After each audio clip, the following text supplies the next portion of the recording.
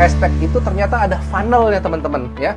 Funnel itu adalah kayak corong yang dari kategori atau postingan paling besar ininya, paling banyak postingannya dengan hashtag tersebut sampai yang mengkerucut ya. Jadi misalkan nih, di sini kan contohnya adalah jenis industri, misalkan hashtag fotografer. Itu fotografer tuh disebut industri ya. Hashtag ini hashtag yang kalau di sini umum dan kompetitornya banyak sekali teman-teman ya. Fotografer, kemudian ada industri wedding atau industri food, industri fashion, industri buku ya.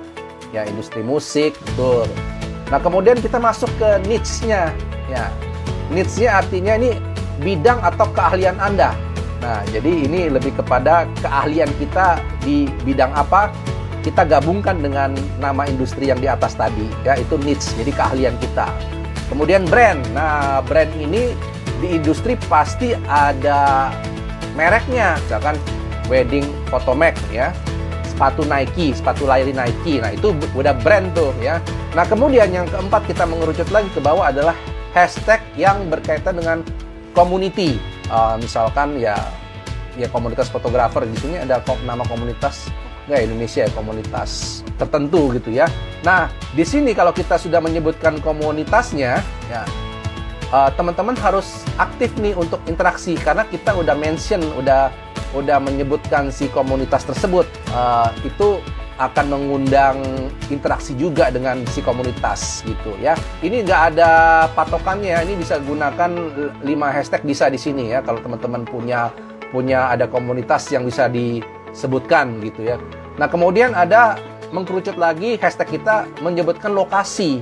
Nah, jadi kalau misalkan kita udah menyebutkan ada lokasi di hashtag kita, itu biasanya cocok untuk bisnis lokal atau wisatawan. Kita mengundang wisatawan. Jadi rumusnya gini teman-teman.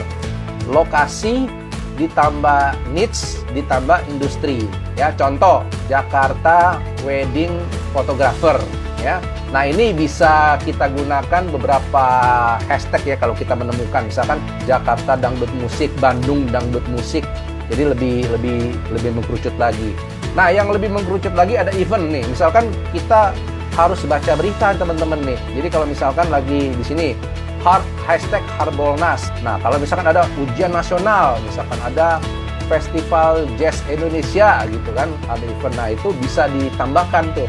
Nah, yang terakhir adalah special day. Contoh Lebaran 2021, Natal 2020, Tahun Baru 2021. Jadi teman-teman sekarang kita sudah punya jenis dan kategori hashtag ya.